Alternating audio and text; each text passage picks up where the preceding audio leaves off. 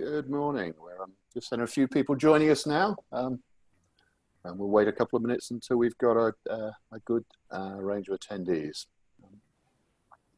For those of you who are joining us, you can see participants on the screen. So we'll just wait. It's rapidly rising up. We're up to 40 people now. That's great.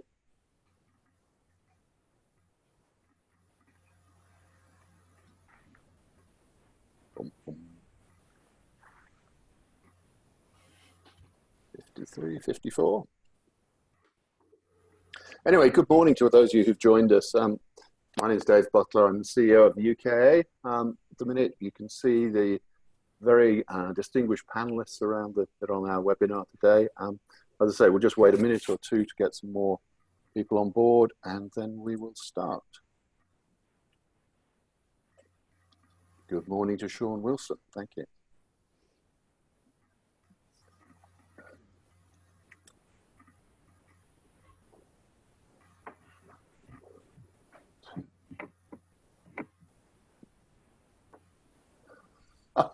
Is the birthday card for today? No, it was my birthday last Tuesday. Yes, thank you. Thank you. Very kind of you to notice. Right, we're now up to, it's now 10:02. We're up to 67 participants, so let's kick off. And welcome. And so again, my name's Dave Butler. I'm CEO of the UKA. We're hosting today's webinar, which is being run by our friends from Love to Rent, and it's a really interesting and challenging title. COVID-19 coming back stronger after the event. We've got a really good panel of people here, and I'll ask them to introduce themselves in a moment. But first, just a couple of house rules before we go. First one is we are recording this event, so you'll be able to view it afterwards. The second is please do use the Q&A button down the bottom and the chat button if you want. You can do more than wish me a happy birthday, but there's lots of things you can say to each other privately or to all of us. And thirdly, we're really looking for a lively debate today.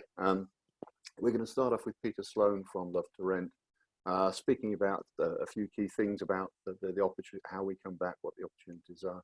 And then we'll pass to each of our panelists to give their views on Peter's, hopefully, slightly provocative comments, and then we'll take a debate from there. As I say, there is a Q&A function, so do ask questions. We don't promise to be able to answer all the questions during the session, but any that we can't answer, we will come back to you later on. And so for all of you coming in, let's have a good session. I've got a quick note saying, will we cover commercial opportunities today? Well, I think that we're in a commercial business, and that's a pretty good way for me to pass over to Peter Sloane, or ask Peter Sloane to introduce himself, and then we'll get into the session properly. So, Peter, if you can just introduce yourself. Hi, thanks, David. Yes, Peter Sloane. I chair Love to Rent. My history in the business has been like 35 years in residential development, sales and marketing, the number of corporate companies, and I'm now consulting on my own. Okay, Sarah, perhaps you can introduce yourself. Good morning, everyone. My name is Sarah Quinn. I'm the head of operations for Moda Living. I've been with Moda for just over 2 years now. I have a background in both student accommodation and the BTR market. Okay, and Lizzie?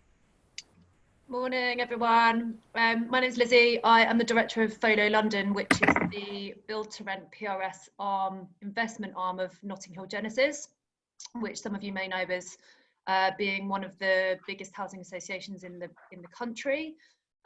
We oversee about 66,000 homes, I think it is. But part of Folio, there is just over 3,000 homes that we hold as investment, and we let and manage our portfolio on behalf of Notting Hill Genesis. Okay, and then Will in the corner there. Good morning, all. I'm Will Waller. I'm a director at Arcadis and build to rent market leader for Arcadis. We're a multidisciplinary consultancy, and we're working with a variety of clients across build to rent, later living and student accommodation across the UK and Ireland. And finally, Sophie.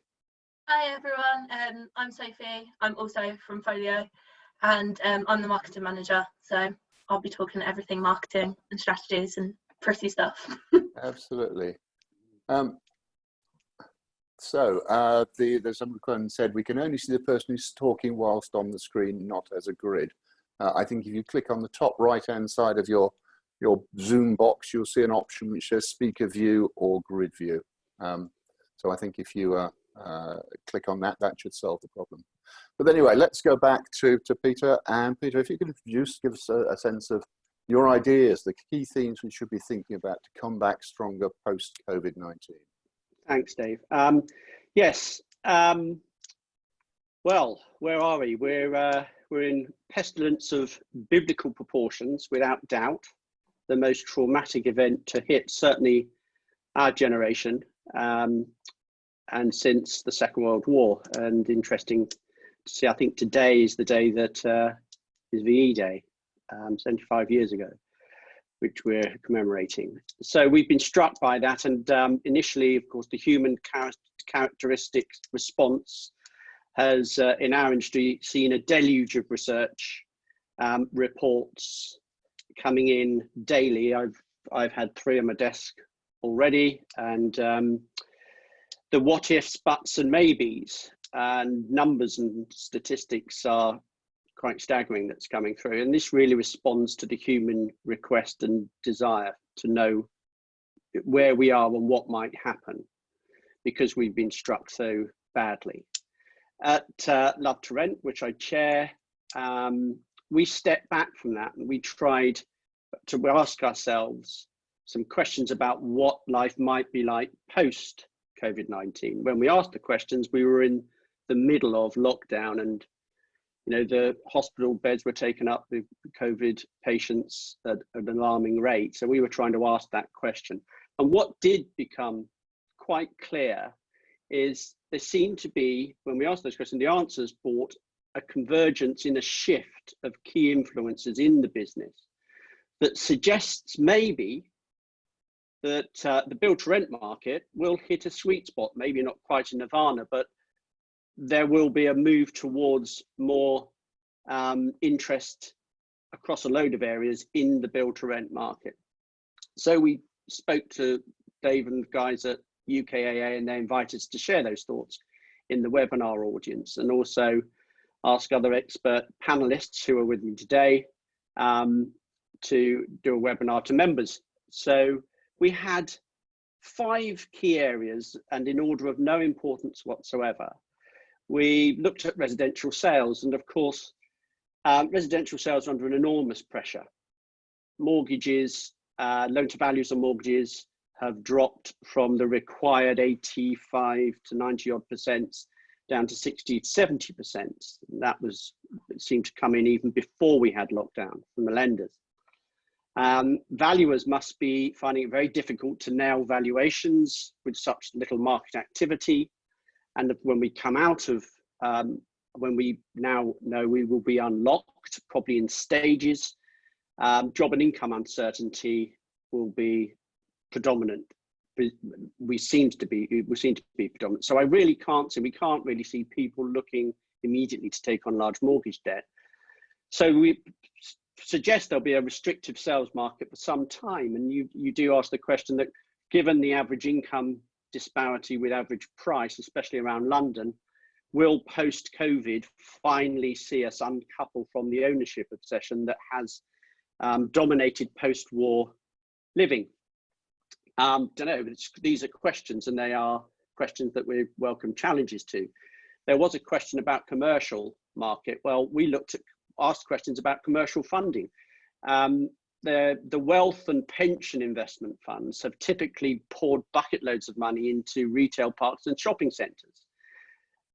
Easily, they are going to be one of the hardest hit sectors coming out of COVID-19. We see horror stories about high street shopping. So you say to yourself, well, if there's clearly still going to be very large amounts of money looking for homes in the property market, and the build to rent market, it must be an obvious option. There are clearly some fiduciary challenges around where pension funds can invest money, and maybe we'll revisit the old argument about, is it time for a specific user class for build to rent? I'll leave that little nugget there for a discussion, perhaps later. We then looked at resident demand. What demand is likely coming out of Unlock? What is it likely to be? And Love to Rent has noticed already a 40% increase in registrations on the website. And that, to my mind, is pretty obvious. We are now some 5 weeks into lockdown, and there must be some considerable strains within those homes and households with people absolutely desperate to fly out and find somewhere else to live as soon as they can. And the build to rent product in that context will be a very welcome place to go to. It's one that embraces and encourages community activity, and through a lot of the people, some of the people who are here today and the co-panelists, Sarah at Moda, for example, Moda do an awful lot of community engagement, and this community engagement from residents comes up time and again in some of the webinars I've seen and reports you read. It's a very positive attitude, and I think perhaps that people will look more at the build to rent market as a place to live. So the build to rent appeal extends across with the work from home culture that we have been forced into during the lockdown. This has catapulted the digital age into a field that we just hadn't seen 4 weeks ago. The environment that we're communicating in now is pretty alien to us 4 weeks ago. Maybe boardrooms had conversations and video conferencing like this, but not as mainstream. And you just feel as though as we unlock in stages, there will be still an awful lot of people working from home as an environment, and the build to rent market has facilities within its design that allow for that. It is almost the facilities management is in the build to rent DNA. So I feel as though that we could capture an awful lot of that, and I know Lizzie and Sophie might be talking a little bit more about that later on. And then finally, I think the build to rent buildings themselves. Any lessons learned there? During our time of lockdown and isolation, what lessons are being learned as we come out, and will the buildings change substantially in response to that? We know that there's challenges, and for Arcades will talk about the changes and challenges within that arena. We've already seen, and there's a lot of reports coming up about already the growth in suburban build to rent. It's interesting that seems to have been a 12% growth on last year in development planning and completed homes. And build to rent has expanded out. It's gone out of just the city centre. It's not just city centre, high rise, high density. Homes for families are now an important area. It seems as though lessons have been quickly learned. I think the next UKA webinar is hosted by the educated body guys who look at pools and gyms and the community arenas, community areas of the buildings. So that's interesting. And I think that the public do see the build to rent model in a positive light. And Love to Rent is the first and still the only search portal with a community area to it that responds to the build to rent DNA and everything that it looks to promote. So I do think with those and other forces, we've got a very bright future, and that is my little bit, Dave.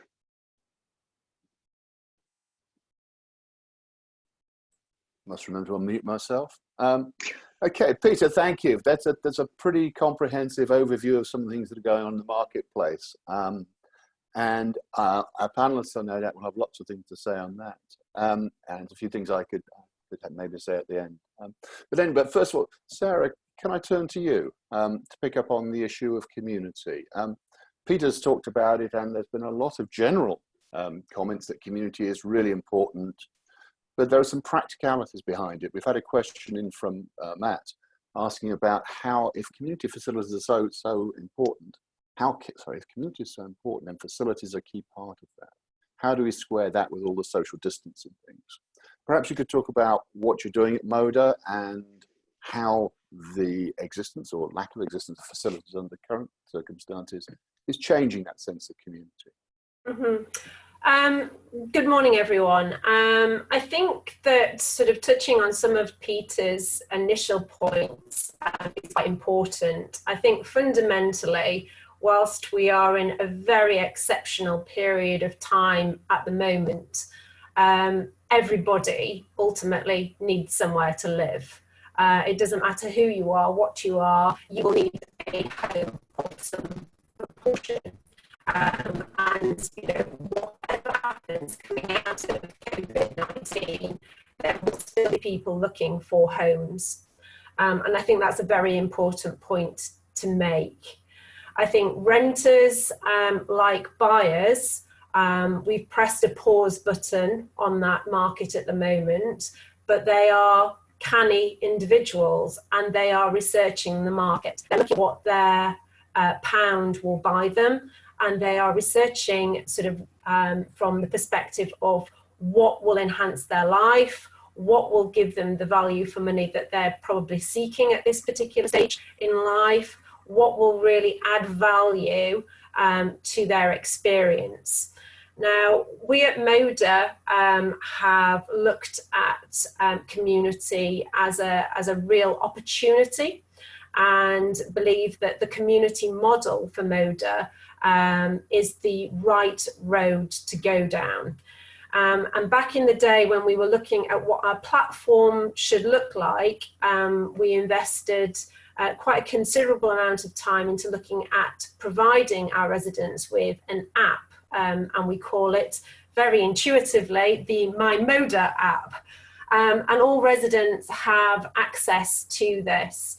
Now, what they use the app for is basically to communicate with our concierge team, with our wider team, but also ultimately to communicate internally. So instead of going to, like when you stay in a hotel and you pick up the phone and you dial each room to room, you can do that through our app and you can communicate in that sort of respect.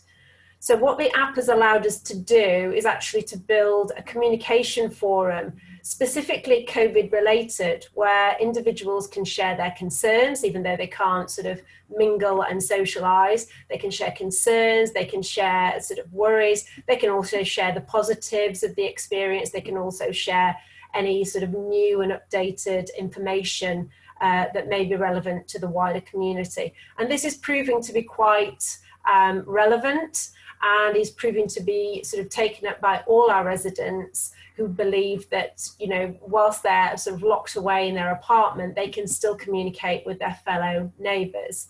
So that's been a massive, massive positive.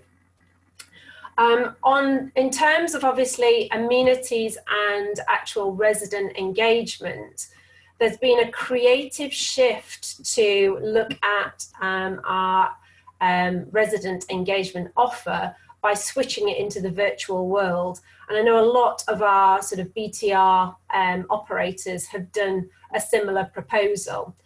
We have sort of teamed up with key businesses within this area. Our health and wellbeing partner, Hero Wellbeing, are facilitating both not only the gym classes online, they're also doing nutrition sessions, they're also doing, very, very importantly, mental health wellbeing sessions as well, to ensure that obviously residents are feeling the full force of what wellbeing in its entirety should look like.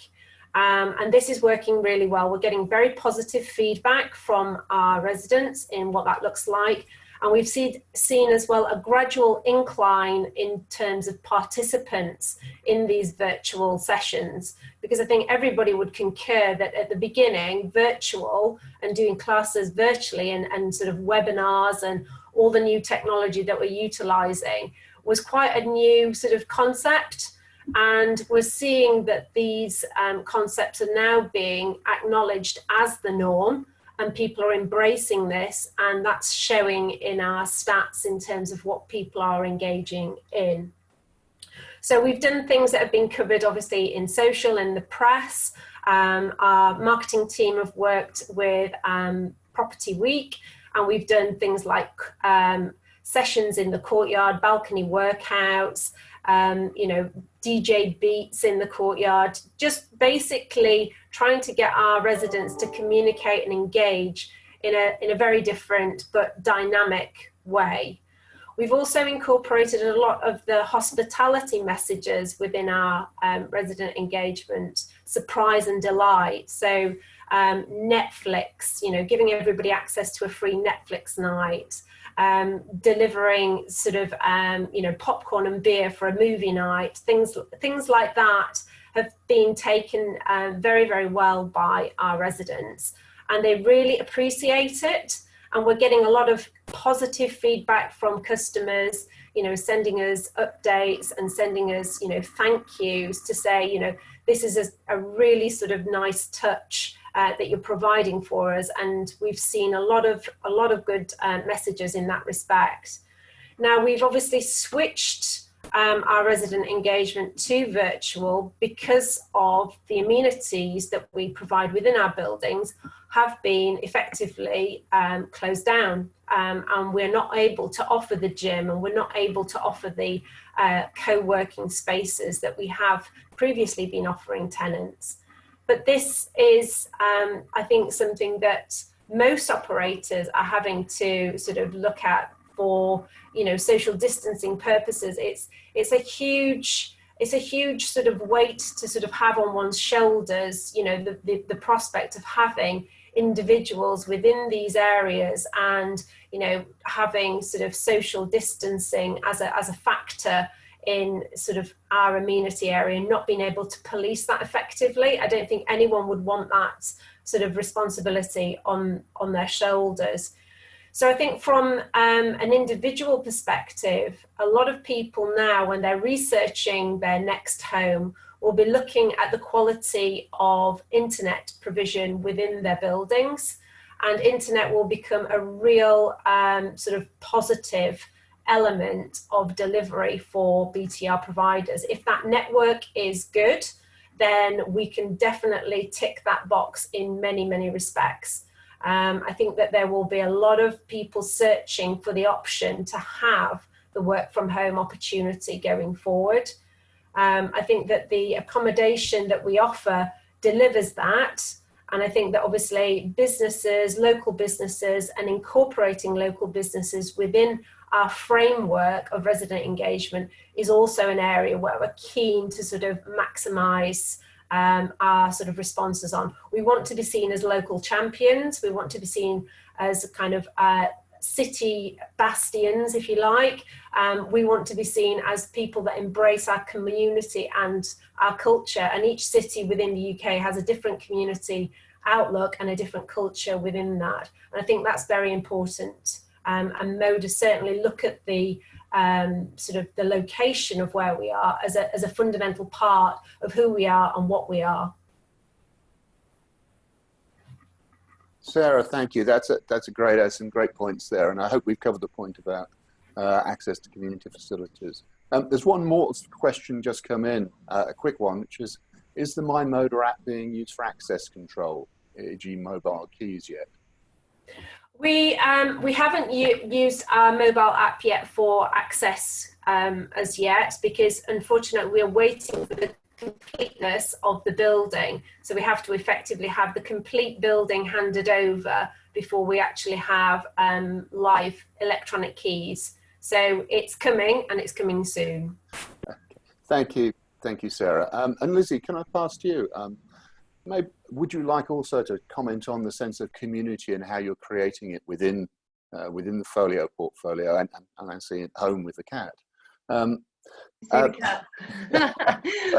you can pick up on that point, but then also I'm interested in Peter's comment that BTR becomes the most attractive investment option. I wonder within the Notting Hill Genesis group how BTR is being seen compared to other investment options at the moment. Yeah, I can. So there's the point on community. I think Sophie's going to talk about actually after. So I might leave that bit for Sophie, if you don't mind. And I think she's going to talk a bit about kind of what we've been doing in Folio, just to kind of build on that kind of community essence, particularly during this time. In terms of build to rent at Notting Hill Genesis, so it's kind of early days, really. I don't have a concrete answer. So the general feeling is that actually the investment is sound, and there's some wiggle room, if you like, either side, but actually in the grand scheme of things in our business as Notting Hill Genesis, we are perhaps one of the most riskier businesses at this particular time. So as in the sort of social and affordable world, many residents receiving, not I'm generalising here, but many residents are already receiving universal credit. They're perhaps already getting kind of government support in terms of income, whereas a lot of our residents are not. So we've seen quite large impacts in terms of our rent arrears, in terms of our voids, our lettings rates, things like that.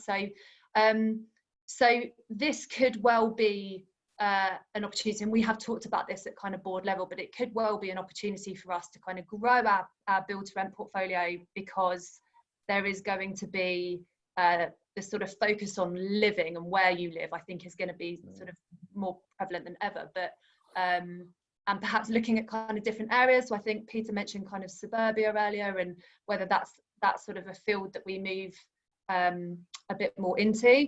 But then there is the other aspect of it being a big risk. So do we sort of shrink it to some extent? And we haven't quite got those answers yet. But they're definitely two interesting things that we're going to have to consider in the sort of very near future, because ultimately as well there's going to be there's going to be opportunities that I think that come out of this, and I think we need to be sort of clever in our thinking and kind of creative and whatnot. So yeah, I think I'd echo that, and interesting, we've had a question in asking what we think the impact in ERVs will be. I think that's in a sense the $64,000 question. There is not yet, as I've seen, any evidence in the marketplace of what the actual impact will be. What we do know is that there is money still coming into the build-to-rent market. And Peter made the point very early on that actually, in terms of property classes, build-to-rent is probably one of the safest at the moment. And historically, it's been a very good strategic and defensive asset. For those of you who are interested in that topic, I think it's an area that the UKA will return to in other forums. We are looking at trying to get regular updates from the major firms' valuers. But at the minute, we haven't seen anything which talks about value. And I don't know if anyone else on the panel has, Sarah, whether you've seen anything on value that you'd want to raise that you can share with us.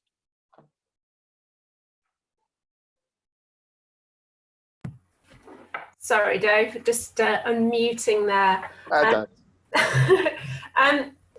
But the sort of things that we're sort of obviously seeing is that, in terms of where our portfolio is sitting, we're developing sort of in very regional locations at the moment. And regional continues to be sort of the area where sort of significant investment is going into. I think there's I don't know what the London market necessarily sort of looks like, but it does feel very much that there is a significant shift away from central London and more into sort of suburban and also into the regions as well. And I think that sort of from the value add perspective, I think that adds significant sort of infrastructure challenges to not only public transport, but also the wider economy. And what we will probably see on the back of this is that the BTR market sort of maximizes the actual infrastructure of local cities and communities. BTR can bring very, very significant positives into all of this, and valuations on the back of the locations that we're choosing, I think will only go one way, and that will start to sort of see the increase. There is definitely a demand for more city centre schooling, for example. There will be definitely more demand for city centre healthcare. And these things all need to be taken into consideration when sort of valuers are coming out to sort of look at individual buildings and what that BTR proposition looks like. Okay, thank you, Sarah. As I say, it is a fascinating question. I think we really will only know the answer to overall valuations on BTR as a class in the next few months. Probably the next, we'll look at what happens in terms of rent coming in May for a quick response to it. Perhaps if I can go back to the theme of community, and Sophie, perhaps you can answer the point the question issues raised by Sarah, and then perhaps talk about how you're adapting your marketing strategies for the new environment. Yeah, so we've actually been super busy at the moment. There's lots going on. We've had some big changes in our marketing strategies. So predominantly we kind of had more like a hard sell, like reactive kind of approach when it came to marketing. The PRS market and the build to rent market is very fast paced, it's very reactive. And I guess the biggest change we've had recently is where that pace has slowed down slightly. It's being a change from being reactive to proactive and thinking about how we can target people in a more sort of clever approach. And predominantly that comes from digital. My background is all digital marketing, so I'm a big digital marketing fan. And I guess predominantly, like in the past, quite a lot of big providers do sort of focus on direct marketing. That's quite a big sort of campaign that quite a lot of people do. And now, because you can't have your outdoor, you can't have your press and your media, it's sort of like digital now is more important than ever. I think that's really coming to the forefront. So for us, we've just been focusing on all our PPC, our social, our digital, making sure that it's the best it can be. And instead of having this sort of hard sell approach, it's more about brand awareness, and it's more about who we are, what we offer, because that's what people are essentially looking for at the moment. They're not necessarily looking to move tomorrow, but they're looking at for the future. Where do I want to move? Who do I want to like rent with? What kind of things am I looking for? Am I looking for a gym? Am I looking for this? So the demand is definitely there. I think that kind of relates to the point of, even with rental values, we haven't seen our leads drop at all. Like they've dropped slightly, like a small amount, but the leads are different. Before they were, I want to move next week, what have you got? Now the leads are, okay, so I'm thinking in like June, July, when this all calms down, I want to move and rent with you guys. What have you, like, what different locations have you got? What facilities have what? So it's just a different kind of lead that we're sort of seeing through at the moment. In terms of what we're doing, obviously social and digital is big. We've also looked at doing some direct. So I sort of haven't been I've always been digital, and I thought, you know what, I'm going to try and do a bit of a mixture of a digital and a direct campaign. So whilst everyone is indoors, we've looked at doing some door drops. So we've got a massive campaign going out next week where we're sending out some leaflets saying about what we do as a business and like our properties. And it's a campaign that's better because it's better value for money, because we can target people about 3 miles around our developments. And that's what we found from our market research, is that people want to move at the moment. If they are going to move, it's only going to be in that small margin of 3 miles around where they currently are.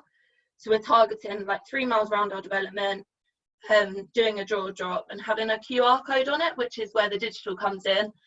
And we're having like a QR code that you can scan from your home and then that automatically picks up the phone to our lettings team, and it just means those discussions can start to be had about where people want to move and rent and stuff. So that's really good. The second thing we've done, so obviously touches a bit on what Sarah said about residents and community and how we've done that. So for us, and me especially, I think the biggest thing that we've learned through COVID is communication is key to our residents. They understand the situation. It's not something anyone could have anticipated, but for us, communicating with them regularly and showing that we're here for our renters is the biggest push we've had in terms of our brand awareness and how we're sort of differentiating from competition.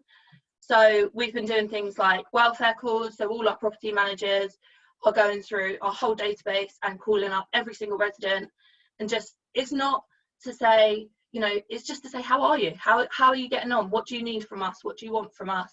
We're here to help you. Is there anything we can do? And it's just really giving that one-to-one communication. As well as that, we've set up Facebook pages for all of our residents, which means that each development has its own Facebook page where neighbours can talk to each other. And what we've seen a lot of people doing is, if they're in isolation, someone's popped to get them some milk on their run and just dropped it on the Facebook page and said, I can drop it to your door, it's outside your door. And it's a really nice way for people to communicate, especially within these sort of micro developments they're all part of Folio, and they can talk as part of this Folio community and help each other, because there's only so much we can do from behind a computer screen. It comes with not only us helping our residents, but residents helping each other as well. So that's been a massive thing that has got really good feedback, and everyone's been really appreciative of that. We've also sort of done some fun things around our Facebook pages. So we've run some social competitions where we've teamed up with Patch Plants as being the prize, which obviously promotes mental health, well-being and things like that. And there'll be competitions of okay, residents, send us your best expectation versus reality on your Jamie Oliver recipe that you've tried that's always been dusting in the cupboard. And we've had so much engagement with those, or best home workout that you've done, share it with us, and if we think yours is the best, then we'll give you a Patch Plants voucher. And the last campaign we did last week, which was really successful, was Folio Live. So lots of I saw lots of gym providers and stuff like this doing their own sort of live timetable of events within a week to help keep people sort of engaged and part of this community. So we came up with the idea, especially because, touching on what Lizzie said about lots of people losing their jobs or being furloughed and having a lot of time on their hands, and predominantly the build to rent market is sort of the creative types, the creative industry types, and quite often you work on for yourself. So quite a lot of our residents have sort of faced financial hardship. So we reached out to all our residents and we said, look, we're here to help. We've got a social and digital platform that's got a lot of followers. We are happy to give that over to you, and you can go on there, you can promote your business, you can do a workout class. If you're a personal trainer, a musician, whatever your job is, you can use our own platform to sort of advertise yourself. And we ran it last week and it was really successful. We had yoga, we had a magician, we had a guitarist, we had all these different people living in our developments that just came on and said, do you know what, I'd love to do that. I've got some beauty products and I'm really struggling at the moment to sell them and get an audience. And we said, that's fine, use our platform. They went live and we had all our residents joining in, and not only our residents but our staff as well. So I personally did the HIIT workout. It was actually quite hard, and we did that on last week, and that's been really great, for residents and also for staff. It's something then when the PMs are picking up their phone calls saying, oh, did you do that HIIT workout last Thursday? It was really difficult, wasn't it? And it's that sense of community as a whole, not just us trying to always sell things. And we've actually got to be proactive and here for our residents. So that's the biggest things we've done, really. And that's what we'll be working on for the foreseeable. Okay, Sophie, that's really great. And I think you make the point really well that one of the things I see in the last few weeks is a change in the sense of community being something we create or we try to impose on somebody through either facilities or the way we do things. to being genuinely something that's created by our residents themselves? 100%. Honestly, like, I think quite often, especially in marketing, you try and guess what people want or what they need, and you'll be like, oh, I think that they'll do this, or we're going to target this because that's bound to be our target audience. And actually, sometimes the best way to go about things is just to ask, just to say, look, what do you want from us? What can we do to help? And having these platforms like these calls that we're doing to our residents, having these Facebook pages, you can open up discussions and say, okay guys, like, floor's open, what do you need? And that's where we've had the feedback of, oh, I'm struggling at the moment with like selling my business or doing this or doing that. And we go, okay, right, let's do a Folio Live campaign, let's help you out, what can we do? And I think just trying to put the ownership onto our residents is really important, rather than us telling them what to do, because I think that's like a big thing that happens quite a lot. And actually it's just to have a conversation and to have a chat and say, what do you want? Tell us and we can help. Like, it's not always kind of, doing what you think's best, because it's not always the way. Can I put a slightly more challenging question, I hope, of course, which is, love a challenge. Which is about, we're doing a lot, you've talked a lot about marketing and digital marketing, and Peter made some good comments about, inquiries have risen up. What's the evidence we've seen so far about our ability, either individually yourselves or perhaps Sarah, yourself in Moda, as an industry, to actually convert inquiries into leads, and then actually, I guess, second after that, have we managed to do any move-ins, given all the issues we have? So last week we actually had 15 deals done, which is obviously quite a lot considering the current climate. I think at the start, when lockdown first kind of came in, it was a bit of a panic mode, everyone just kind of froze. And I think now we're sort of settled more into lockdown, people are looking for the future. I think at first it was very much into this whole like, okay, we don't really know what's going to happen in the next 2 weeks, let's just stay put. Now there's this shift, and I think people can see how things are going to change, and that we're in this maybe for the long term. So if they do need to move within the next couple of months, they're starting to look now. So that's why I made the point about the fact our leads have not slowed down, but there is a real point on this conversion. So you have to talk to these residents. Well, there won't be residents yet, but hopefully there will be. But you have to talk to these leads a lot more. You have to work with them a lot more. It's a lot more hard work than before. It was literally, I want to move. Great, you've got that. It's the right price. Let's go. And it was honestly so fast paced in terms of our lettings. Now it's more sort of kind of showing what we've done. A massive point that we've done is we've done all of our properties. We've got virtual tours of, so we've used 360 tours, which is basically a viewing, but it's just done through the camera. And those have been essential into helping us secure deals at this time, because it means that people can basically have a viewing through a computer screen and they can really see what their apartment looks like. And luckily for us, like, photographers can get out there and do that sort of thing, because it's just a one-on-one job. So we've not struggled to get that, and those have really helped us in the conversions of getting people kind of through the door and getting them moved in. And then I guess for everything else, it's just keeping the leads warm and keeping them sort of aware of who we are and the brand. And then as and when they'll want to move, they will, and hopefully they'll come back to us because they'll see what we're doing. So in turn, all this community stuff that we're doing will in turn help our brand awareness, which will in turn help leads. Okay, just a technical question: how many viewings are you having to do to convert to a lead into action? Is it a one-off?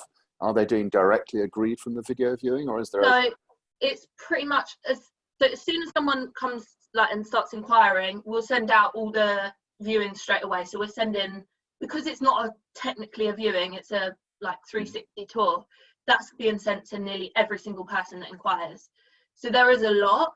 But like I said, at the moment, I really it's not necessary. It's just timing really for these people, that people are waiting. And one of the incentives we've looked at, which has worked really well, which I think has led to the 15 conversions we've had in the past week, is 3 weeks is a big thing at the moment. It's like all in the news, as in, right, 3 weeks of the next lockdown period, 3 weeks is kind of in everyone's mind. So our incentive that we offered was 3 weeks rent free. So it was just kind of that repetition of the whole lockdown's going to be for 3 more weeks. Let's offer that 3 weeks rent free, which obviously does. We have like an incentive budget and things, so we've got that sort of side covered. And that 3 weeks rent free just means people have got a bit of leeway and they've got a bit of time. They feel like they've got 3 weeks to sort of settle, make sure that they can organise the move in, make it contactless, free, and all of that sort of thing. It just gives people that bit of reassurance that they don't have to start paying rent straight away. There's that bit of leeway, and I think that led to quite a lot of conversions last week. And okay, we've got another question on about actual move-ins, and I'd love to come to Sarah on this, but I think, to be fair, I better go and talk to Will about his area, because it's great having this marketing, having these good buildings up there, but actually when we get back to the new normal or move out of lockdown, the first thing that's going to happen is a whole lot of construction sites are going to come back to life. What do you see happening there? What's happening now, and what do you foresee happening over the next 6 months, perhaps, Will? Yeah, so I think we've probably been looking at a broad range of areas in terms of COVID-19 and BTR, and the first one being kind of the market, which I'll only touch on because we've explored that a bit already. But I think, suffice to say, I'd agree with what's been said so far. And I think if we look at, say, the BPF data from Q1 of this year, for example, showing that 40% increase in BTR units in planning in the UK regions, that's one indicator of the strength of momentum in the sector before this crisis set in. So I think recognising the short-term challenges, there's optimism that we would share for the longer term. I think secondly is obviously kind of around construction delivery of that pipeline, and particularly around supply chain. So in the BTR sector, in the UK, it's been a mixed picture around kind of site closures. So some were closed, some not. I think we're seeing that the majority are now moving towards reopening this week, or certainly relatively imminently. Obviously the crisis has created some challenges for the construction supply chain. So particularly around the need to social distance, obviously that can create challenges, physically working on sites. So there's been a need and a focus on reworking processes and methods and approaches to accommodate that, so that they can be operated safely. There have also been, some issues with material and plant availability, and that's partly a reflection of the fact that a lot of the materials factories and builders merchants also did close down for a while, but again, they are reopening currently and going forward. So we would hope that would ease up. And then the other key issue really is financial fragility in the supply chain. So, that's an issue that pre-existed before the COVID-19 crisis, and actually has its roots going back to the financial crisis, 2008, and since. But the COVID-19 crisis has of course kind of compounded those issues, particularly around cash flow, some of the unwelcome costs potentially that the supply chain are going to have to bear. And so, assurance around the financial health of the supply chain is also a really key focus in the sector at the moment. And then the last area really that we've been thinking about is also what the impact on the product might be, both in the short term because of social distancing, which has been touched on already, but also whether that will drive any longer term changes in what the customer demands or needs, and how that might shift the design and construction of BTR product. So, for example, potentially, an increased focus on hygiene generally in the way we kind of use buildings, and that might extend actually to how they're designed and constructed in terms of the materials and components that are used, but also in terms of kind of access, space, light, ventilation, and I think it was mentioned earlier, the crisis has of course shone a light on the importance of connectivity, so that will be even more important perhaps going forward. Good. Well, I mean, look, there's so many topics there that I want to talk about. Perhaps I could pick up on first on the construction side of stuff, because it's an area that doesn't seem to me to get enough attention. Sure. At the minute, I hear lots of people talking about everything being nice, all they've been investors and the developers and the constructors all saying, how can we work together to get back on site and get things working well? And lots of reference to force majeure and saying, look, we won't worry about penalties.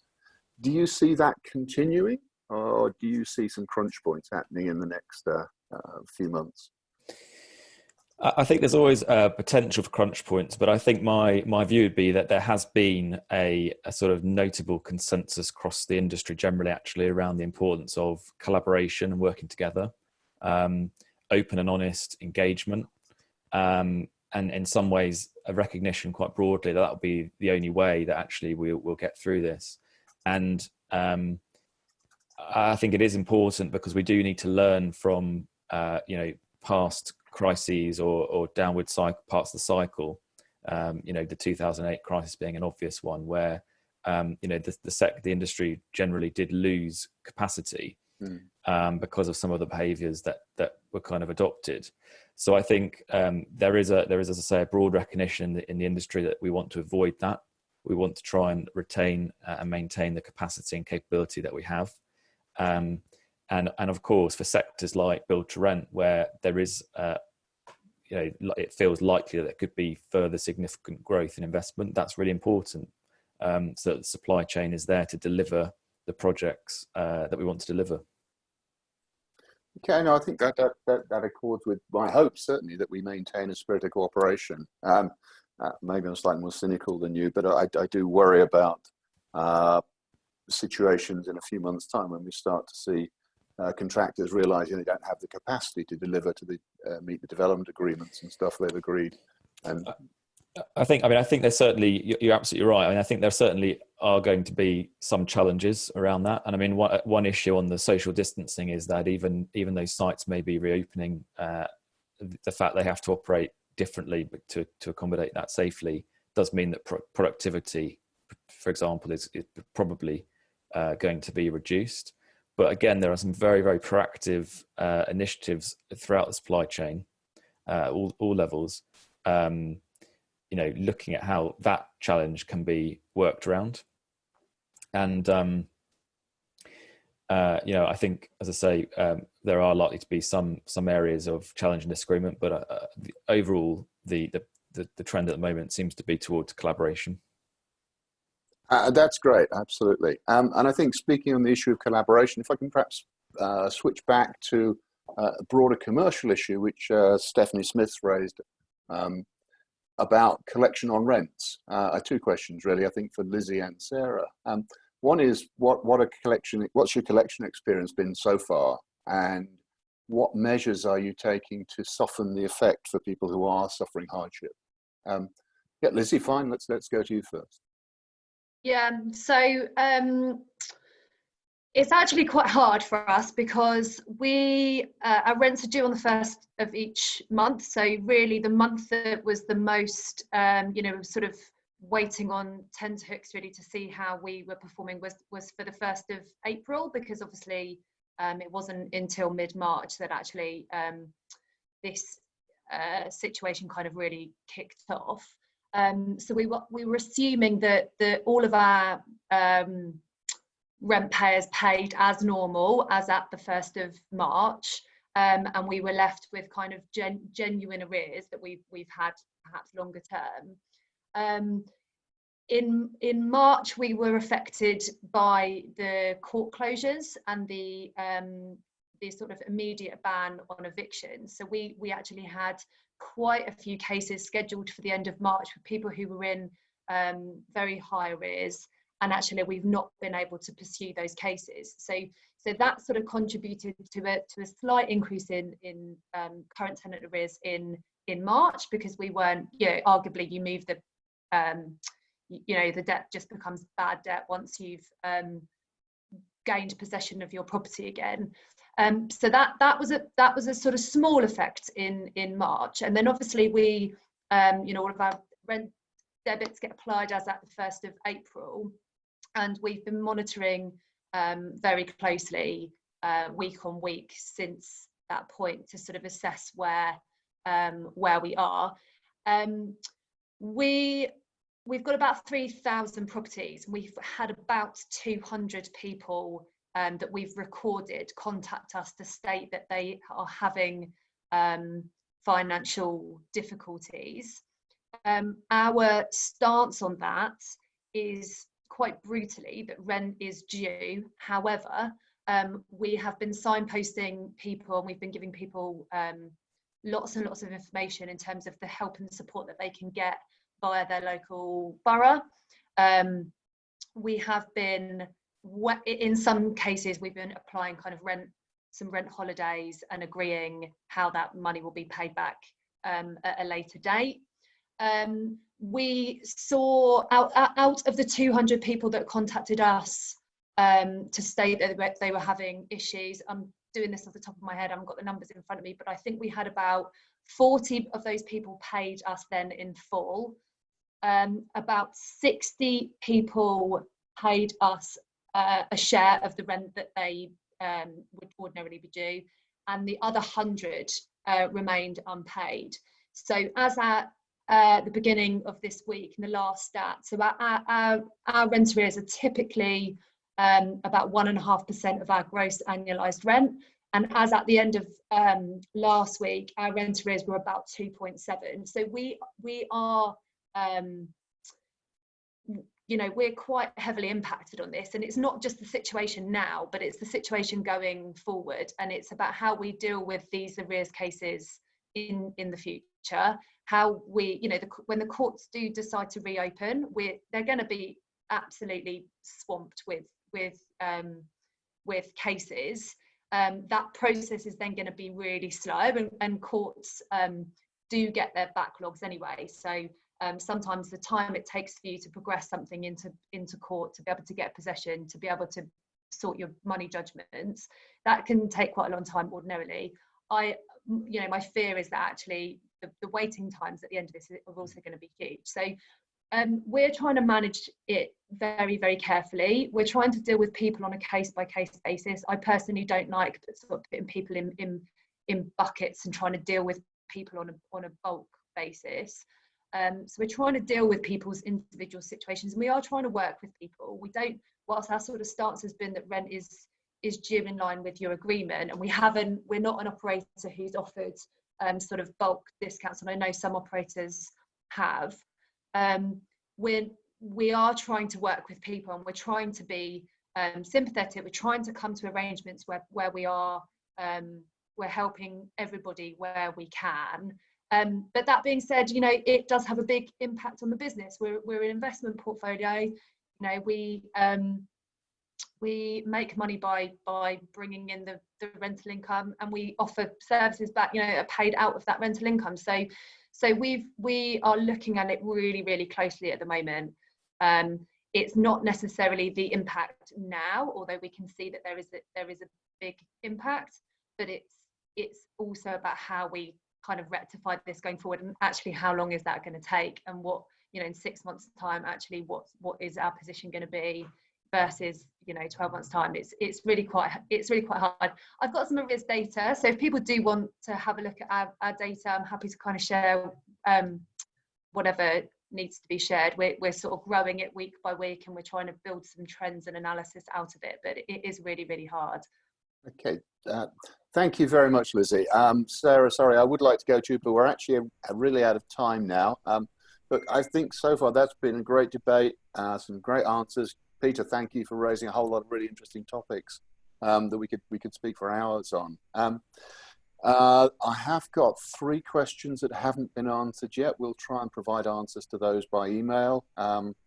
And if I can just finish off by saying 2 things. One is picking up on Lizzie's point about data. We're in dialogue with the government through the BPF on the impact, on the thoughts on rent collection.